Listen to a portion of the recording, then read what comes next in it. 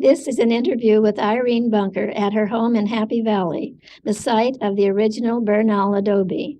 The adobe was taken down when Mr. Bunker built his home. The interview was done in 1961 by Bernice Mills.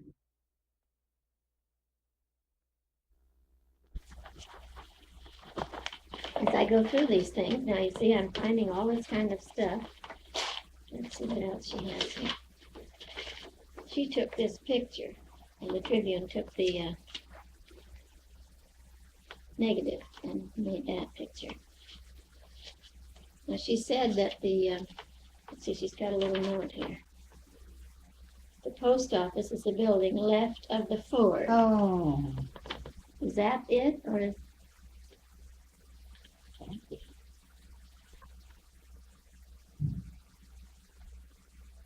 That would be the shillelagh. Which one would that be? That doesn't look like the shillelagh. No. Well, the shillelagh.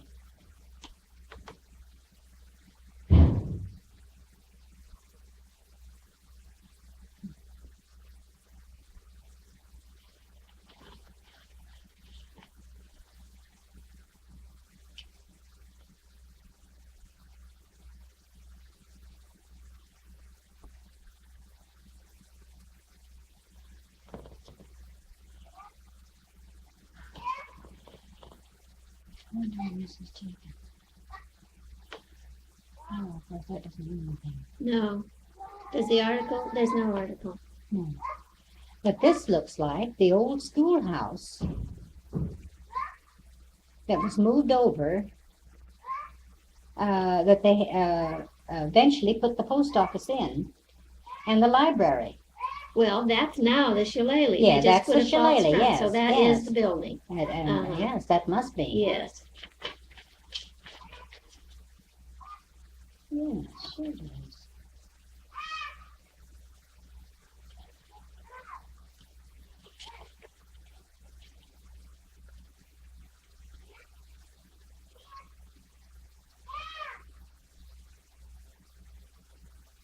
Oh, yeah, there's Mrs. Hunt's building right down there. Now, what's there now?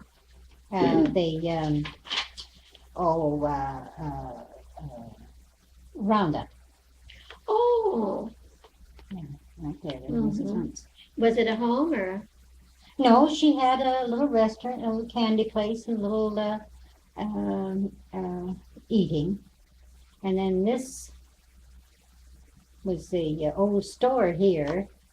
Like Stark's store? Yeah.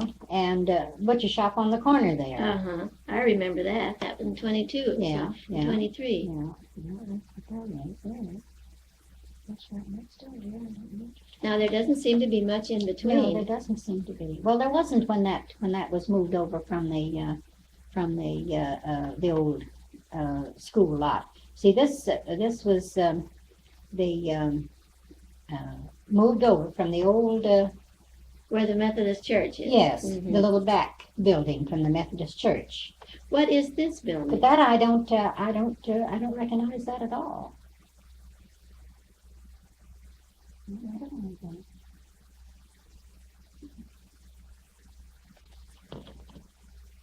Couldn't be a hotel. There was no hotel there that late, was there?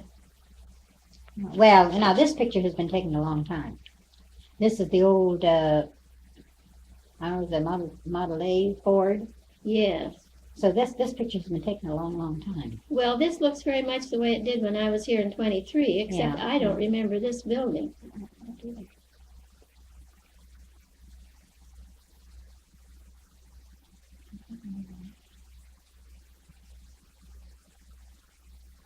That I know is Mrs. Hunt's little place there. This is the store on the opposite side. And then Harry Boyer had a garage up the next corner. That was quite a ways up here. That's where the Shell station is. Yes, where now. the Shell station is now. That's quite a ways up here. Yes. There wasn't much across the street, was there? No, there wasn't. No, it wasn't anything. There was Mrs. Mrs. Van Meter's place, And then there was another little old house back in there with the cypress around it. And then there wasn't anything else up until you got to Grandma Hall's place, which they had torn down, and it was down on the right down on the street. And then they moved it up back, and and then they tore it down, putting that apartment house up in there. What? Where was Grandma Hall's now? What's there now? There's nothing there now. They're grading out there and putting the That's on Thompson Road. yes. Mm-hmm. And her place was on the corner of Thompson Road. Thompson Road. It was down this way, and then they she lived up in there after they moved the house up farther. Well, she lived in there for I guess until she passed away. Pardon me. And then, but it was down, and I don't remember whether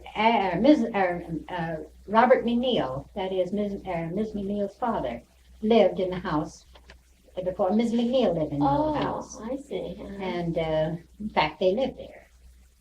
And I don't know whether Ag was born there or not, but I kind of think that Ag was. Well, Agnes Keith was a McNeil? Yeah, she was Ms. McNeil's sister. She was a Thompson. See, Ms. McNeil was a Thompson. Oh, yes. Yeah, and that was Robert Thompson's daughter. Now, which Mrs. McNeil are you talking about? The Robert McNeil. Mrs. Robert McNeil. Robert Yeah, one they call Ma McNeil. Yes. And well, I guess they were still living there when she was married. And then after she married Mr. McNeil, they moved down, and then they moved up in Happy Valley years later. Uh-huh. This is very interesting. Then I remember a house where the what's there now? Tunnel Inn. There used to be a cottage there. That was Bill Thompson lived there. Peter's brother? No. Now that was the other Thompson. That was Peter Thompson's son. Oh. You see, there was Rob Thompson and Peter Thompson. Robert Thompson was Ms. McNeil's, Ms. Keefe's, and Aunt Maggie Thompson's husbands. They were there. That was Peter Thompson's, or not Peter, but Robert Thompson's children. I see. And then Peter Thompson. Why, there was Carrie Thompson and Mrs. Ethel Crow, and Bill Thompson, and I forget the others now. I forget their names now. But anyway, that was the other Thompson. The two Thompsons married two sisters. I see. Married sisters. Mm-hmm. And that's the way that goes. Then this tells about the dedication of the plaza. It already looks quite different than that. Yes, I should say.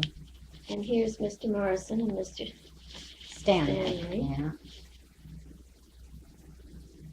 This is 37. Tells about the post office being remodeled. It was on Mount Diablo then, I guess.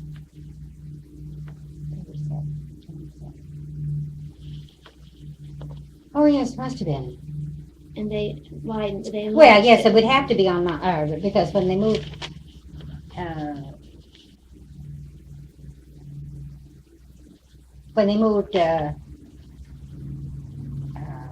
Let's see. They moved from Ms. Van Meters across the Shillelagh. Mhm. And then from the Shillelagh, they moved up into one of Mrs. Hetherington's buildings. And then from there, they moved back and moved down onto Moraga, and then over to there. Where they are now. Yeah. This tells about the high school, Oklahoma's high school. This was 1940. Mhm. That's Lafayette Sun. And this is the Walnut Creek News, telling about the boom. And these complete newspapers, there are ads of different things. Yes, they make them very interesting. Prices of this this is just the Lafayette Sun. This one. Oh, American Legion Hall. Mr. Hammond, Mr. Stanley, and who else?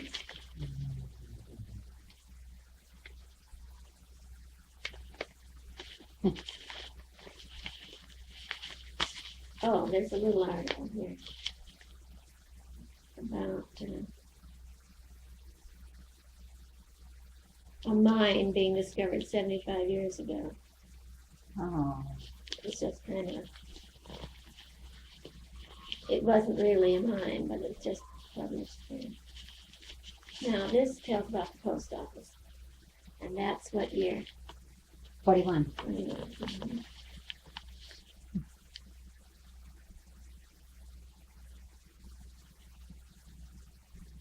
No, he probably mentioned that. Mhm. Well, then the Well- post office was there for quite a long time Where? in that Pioneer building, because wasn't that Mr. Shreve's store? Mm-hmm. Uh-huh. But I didn't, well, it doesn't say that McNeil had it, though. No, he didn't ever have No, it. no. No, that's, No.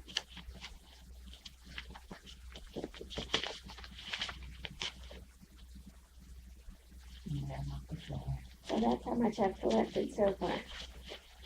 But I have appointments with, I've phoned a lot of people, and they've all said, well, they would look up things and let me know. Well, I don't have anything outside of just these pictures. Uh-huh. Because I never was much on saving things like that. Dad was. Uh-huh. But of course, after he passed away, we cleared out everything. Yes, of course. And just, didn't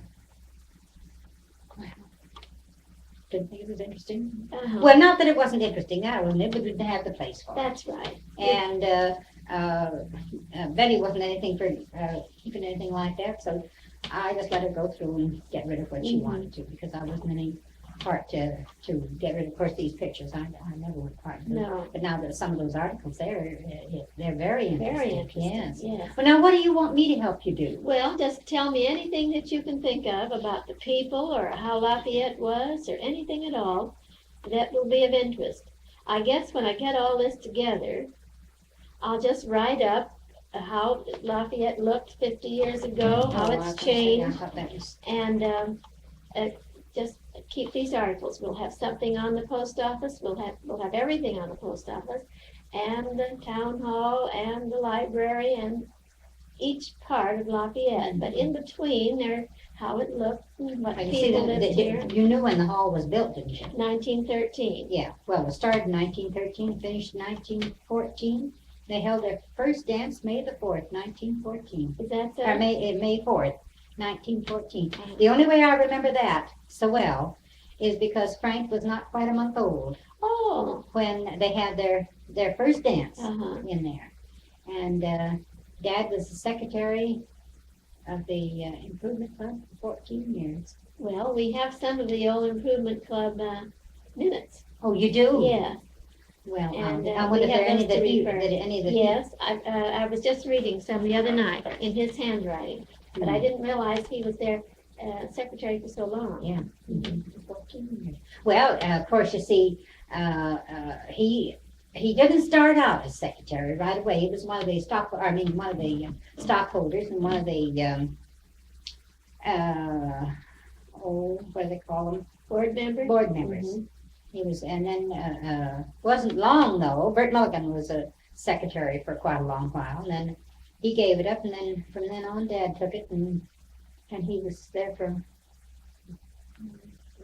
12 years. Yeah, 12 years. Uh-huh. That's how long he was secretary. Went across some of the papers here, some little time ago, and secretary for 12 years. Well, they did a lot of good. Oh my, yes, I should say.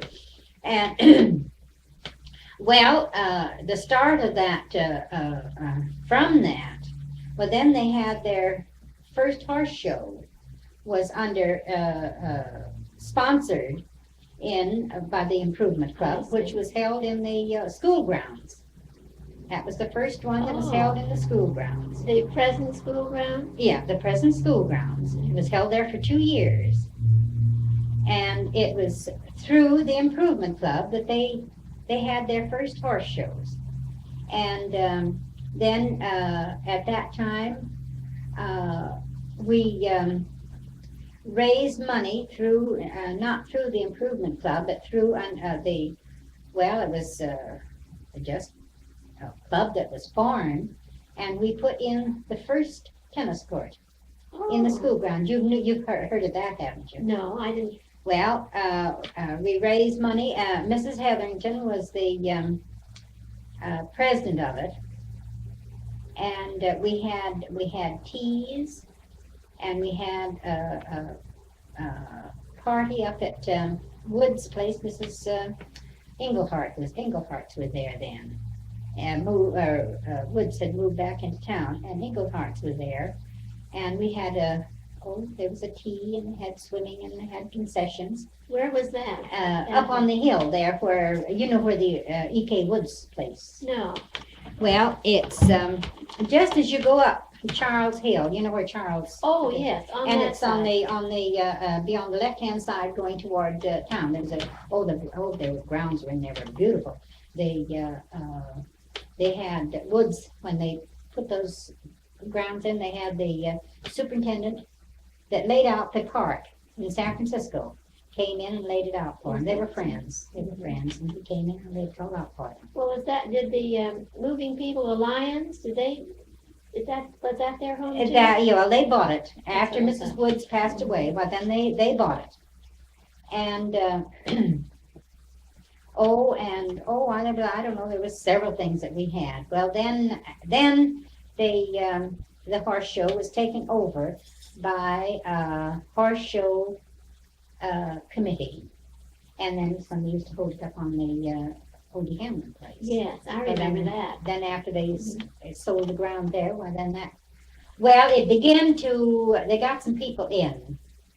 At first, for the first few years, it was a home affair. Well, then outsiders got into it like Hull, and they want to make a big fair out of it. Oh, they were going to buy ground over there on the, over the hill, going toward Reams's. Up in there, they were going to buy ground up in there, and they were going to build a clubhouse, and you had to pay so much a year to be a member. Well, that all flunked out because they could see, a good many of the people could see how it was. I put down $100, I'd have no privileges at all. And the fellow that put down $500, well, of course, naturally, you'd expect, but it would be the $100 fellow that would keep up the place just as much as the $500, but the $100 one, he had no privileges at all. Now, this was quite recent, wasn't it? I mean, in the 1940, up around there? In that neighborhood, yes. Because we yes. moved out here in the early 40s, and the horse show was held at Hamlin's. I could sit on my hill and look down at the horse show. Yeah, And I remember Captain Sanford talking about talking about having trails, riding trails through the hills and the clubhouse. Oh, and, yes. uh-huh. It was, it sounded beautiful on paper, but when it really come right down to the actual part of it, because there weren't too many people, what I mean to say, that could, at that time, could afford the $500, but there were a lot of us could have afforded the $100. Mhm. Well, but when they put such heavy restrictions, some of the people that wanted to make it an exclusive affair, and but there weren't enough of those at that time to do that. So the bottom fell out of the box. It would have been the $100 people that would have carried the whole thing. That would carry the whole That's thing. right. Well, now Lou Bargasani, he was very much interested in it, but when he began to go along with this thing and see what it was heading to, he dropped out of it. Mhm. Because he said it'd be the $100 people that they would have to depend on, because there weren't too many of the $500. The ones that could afford to pay the $500, they wouldn't. Let the $100 in. No, they wouldn't. Not like that. But they wouldn't give up their time Oh, I see. and to carry the load. So then the whole thing, bottom line, just dropped right out of the box. Just dropped deader than it could be. And we used to have when it was carried on as a community affair. Well, we did have the best times. They were really just wonderful times. But as it went on, and like Hulls and a few others that got into it, well, they just ruined it. because if my boy didn't get a blue ribbon, why they fought. Oh, they had fights. Oh dear. It was just, and then that took I see. took the fun out of it. Uh-huh. That is, if my girl went down there and if she won a blue ribbon, why that was just duck soup. And if yours won a blue ribbon, why there was no rivalry among them. They got too much of that. Mm-hmm. And then, of course, when you get that, then things kind of. Yeah. But as I say, the years gone by, it was really loads of fun, Uh-huh. just loads of fun. And I hated to miss them. I know what one year we, Dad wanted to take a little trip on the horse show. I hated terribly to miss. I wasn't very well either. He thought I'd been working pretty hard on it, and I think that he thought it was the best thing to get me out before I got flopped, because I was period there for a few years that I wasn't very well, and nothing serious, but just kind of a nerve. So he thought it was the best thing. So we took a little trip, and then when I came back, found out they had such a good time and such a wonderful time. I was so mad. And they'd get in, and they'd sell soda pop, and of course there was beer on there, and they'd sell beer. And but they did. It was when it was a community and a small affair. It was just wonderful. But then we began to get going a little bit. Why? Not more fun. No. Did lots of people, adults as well as children, ride in the Oh horses? my, yes. Just everybody had Oh horses. yeah. then. Oh yes, it was quite an affair, and so many entries came in from the outside. At first they didn't, but toward the last few years, they had riders from outside, and they had the little trotting horses and the 5-gated horses. Oh, yes, it Wow. does. So it was really quite an affair. Mhm. I think the last 3 years of it, it really got to be, and they had jumping Well, and things pertaining to horse show, and then bulldogging. No, not bulldogging, but lassoing. Turn the calves loose and lasso the calves, and the prizes. Oh, they had some beautiful prizes were given out for all these different things. No, it was really the last 3 years of it was really quite an affair. I say, finally, kind of drilled out. yes. Well, now how about Happy Valley? Were there many places up in here then? No. How many acres did you have? 20. They were the place next door. There was French's and ourselves and Smith. French's were 18, a little over 18. We had 20, and Smith's had 20. No, well, there was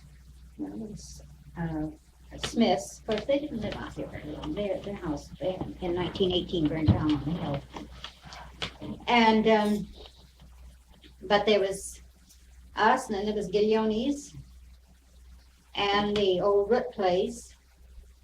Where was that? Up the road? Yeah,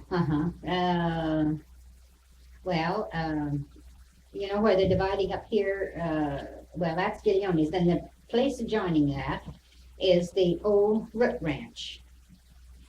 And then, and that, of course, the Jack owned it. He bought it. And then it went on up, and there was Mulligan's, and where the school is now was a fellow by the name of Graft owned that. However, he didn't live out here very much. Was he a Berkeley man? Jack Graff? Well, there was Fred. Oh. Fred. Well, he had a brother. There was I think there were 3 boys and a girl. And then you went on up, and Mulligan. Well, I mentioned Mulligan, but then you went on up, and there was the old Coates place that Garrett bought. Oh, yeah. And then on the opposite side, was the Thorn, and the Thorns bought. And then on up, just at the corner, where on the north side, was a Giroux, people from there, Giroux, that lived there. Related to the, Yeah, yeah, related to Dr. Giroux. And then you went on. Well, there was nothing on the after you turned the corner. There wasn't. now you're on Upper Happy Valley. Yeah, now on the Upper Happy Valley. And let's see, who owned the corner there?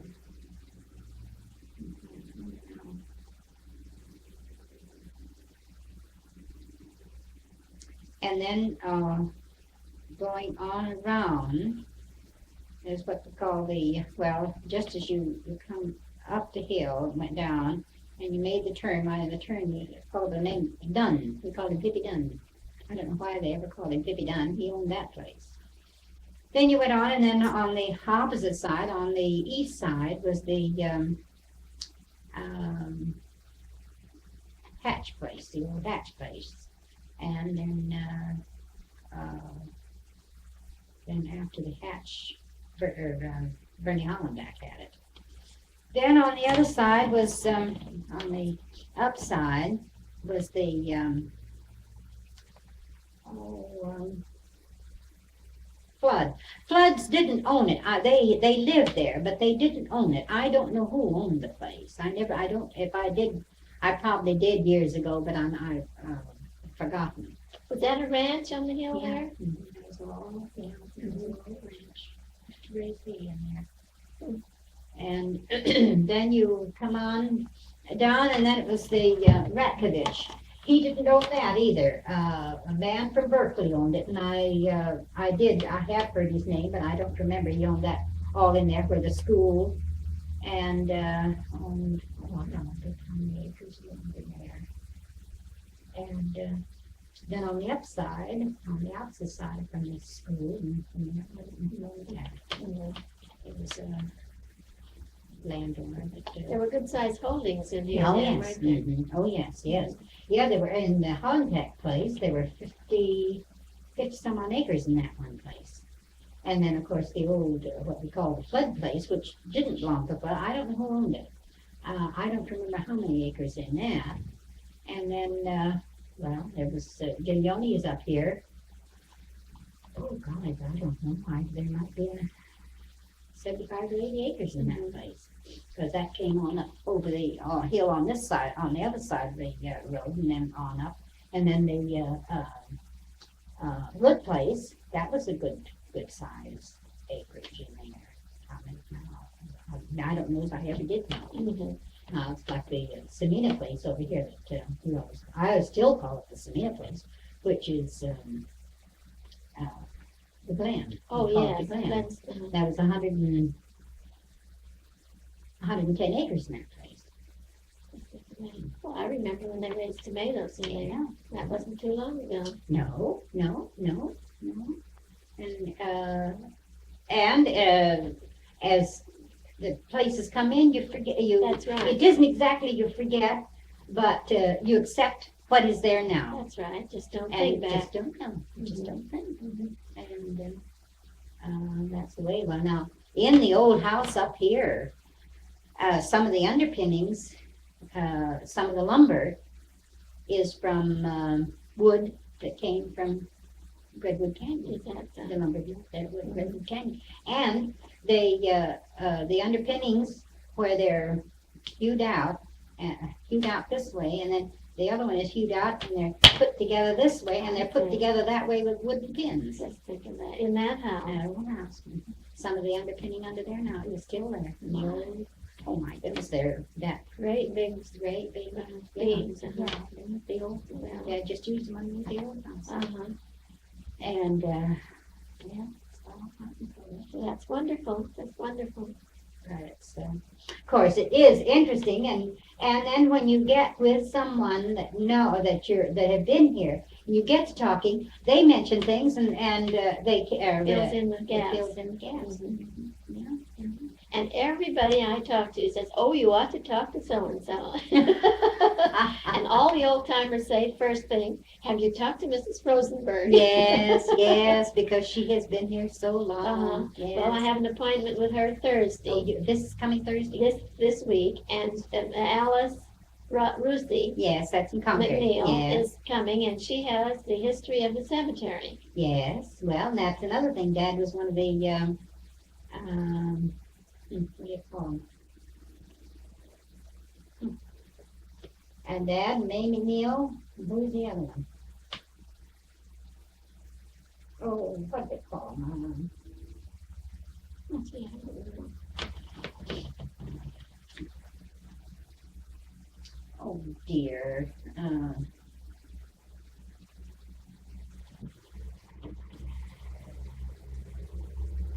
So it's the board on the cemetery board. That was it. Uh-huh. And they'd get together and they'd write letters and try to get money enough to clean up the place for in May. Uh-huh. They'd write to the different plot owners, and I know one year they got $110 and to clean that all up. And then of course Dad would go down and give hours and hours of his own time. Mm-hmm. And they were on that cemetery board that's what I was trying to think, cemetery board for, oh gosh, I don't know now. Until the county took it over. Uh-huh. And and that was a good thing. Yes, it really was. Oh my, yes, because why? It was in a deplorable It was condition. a disgrace. Oh, it was. I never will forget my neighbor over next door. She said, I never want to be buried up there. And because she says, my goodness, the grass growing all over me. And of course, we didn't say this to her, but after you did, what is the difference? But it wasn't. It was an awful state. But heavens, Daddy'd go up there and trim up the trees and cut out the dead stuff and work around up there. And, he was on that board and he felt ashamed of it himself. And of course, his mother wasn't buried there then.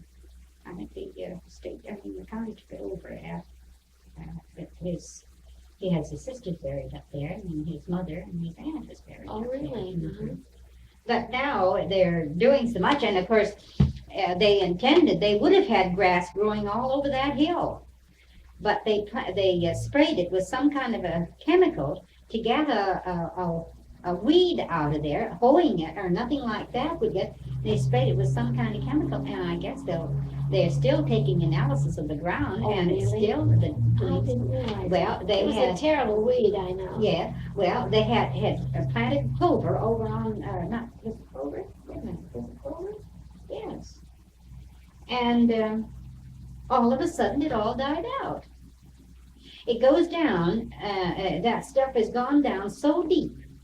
And the clover, and all of a sudden the clover was hitting had reached it, and it was dying out. So I know May was telling me, Mamie Neal was telling me about it, and she said she asked why they didn't keep it watered, because they got the water in there. But said all the water in the world would have not, because it had gone down and reached its chemical. They're hoping within another couple of years, that was a year ago that I was talking to May about it. They're hoping that that they will kill that it will wear itself out. Yes. Uh-huh. But whether it will or not, because you see that's a shaly ground up there, very shaly. That's soil. Oh, it's just shale. It's just nothing but shale. And whether it will or not, but they keep sending digging down. I see, sending samples and having it analyzed. Well, if they got rid of that weed, that was something, because I think they have. Place. Yes, I think they have gotten rid of of that weed. And of course, in fact, I know they did, because after they got rid of the weed, they planted the clover, and the clover just did beautifully. And then as the roots went down, hit that chemical that they used, it just died right out. Yes, they have gotten rid of that weed that was up there. And so that's all I know. Well, that's very good. Thank you. Now I'll play it back and see how you sound. Oh I my. hope it was loud enough.